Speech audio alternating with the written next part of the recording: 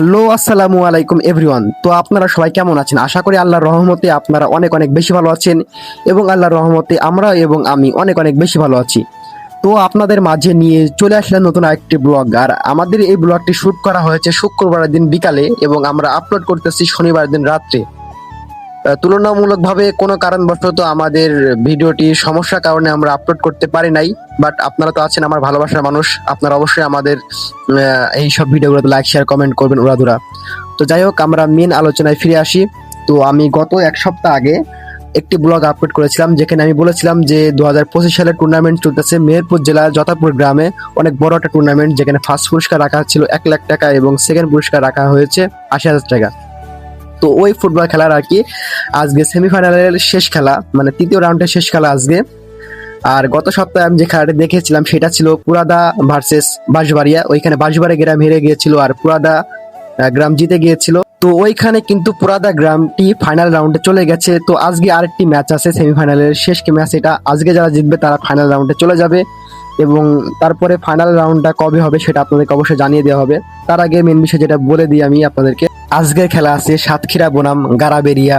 নামটা খেয়াল নাই, এমনই হইব আর কি, যেহেতু জটিল নাম সেহেতু মনে নাই আর কি। তো যাই হোক, আজকের ম্যাচের ফলাফলটি দেখতে সম্পূর্ণ আমাদের ব্লগটি দেখবেন এবং ব্লগটি দেখলেই বুঝতে পারবেন যে আজকে কারা জিতলো আর ফাইনাল রাউন্ডে কারা গেল।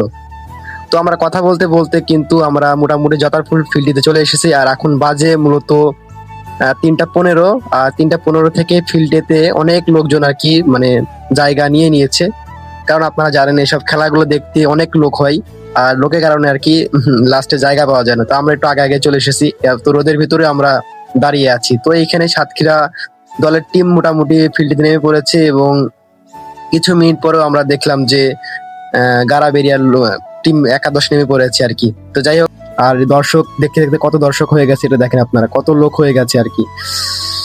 যাই হোক, একটা জিনিস খুব ভালো লাগে, ফুটবল খেলা দেখতে আসলেই অনেক মানে দর্শক দেখা যায় আর কি, অনেক প্রচুর পরিমাণে দেখা যায়। এরকম দর্শক আপনারা ক্রিকেট খেলা বা অন্যান্য খেলা দেখতে পাবেন না, বাট ফুটবল খেলা হলেই অতিরিক্ত দর্শক আর কি মানে মাঠে চলে আসে।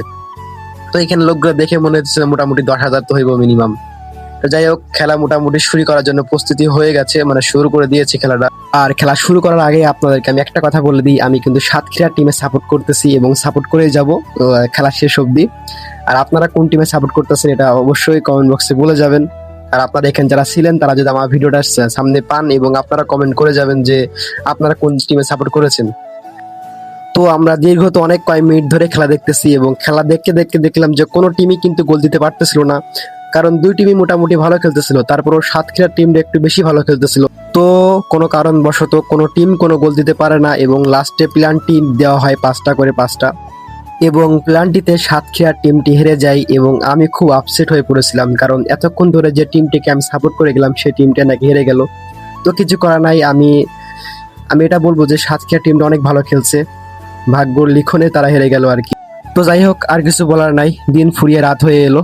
তো আমরা এখন বাসার দিকে রওনা দিব এবং আপনারা অবশ্যই জানিয়ে যাবেন যে আমাদের ভিডিওগুলো আপনাদের কাছে কেমন লাগে এবং আমার ভিডিওটা কেমন হয়েছে।